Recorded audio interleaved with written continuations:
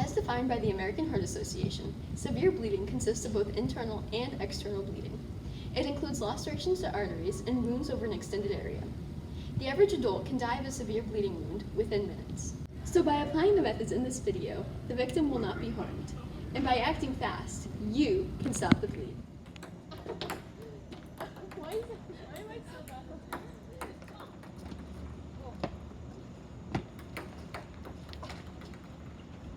Oh my god.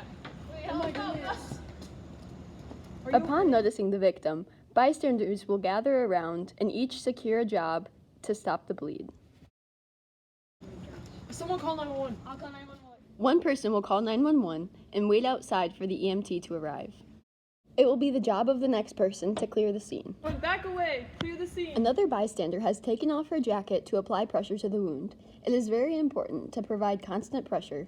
Meanwhile, another bystander has gone into the nearest classroom to grab the emergency bag, which contains the severe bleeding kit. Once you have received the emergency bag, it is very important that you know how to use the contents inside. Inside the severe bleeding kit, you will find a black strap, which is a tourniquet. To apply the tourniquet, you must first wrap it around the bleeding arm or leg, about 2 to 3 inches above the bleeding site. Be sure not to place the tourniquet onto a joint. Go above the joint if necessary. Next, pull the free end of the tourniquet to make it as tight as possible and secure the free end. Twist or wind the windlass until the bleeding stops.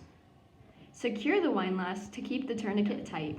When tightening the windlass, be sure that it is on extremely tight. This may cause some discomfort to the victim, but will ultimately save their life.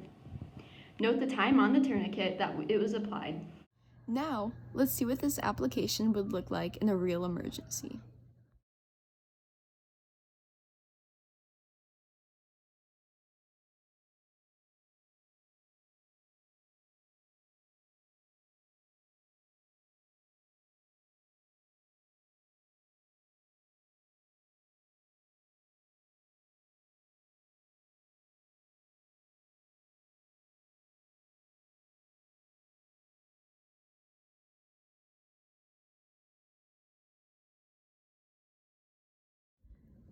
Now that you know what to do in the case of a severe bleeding situation, it is important to remember these skills so that together we can all stop the bleed.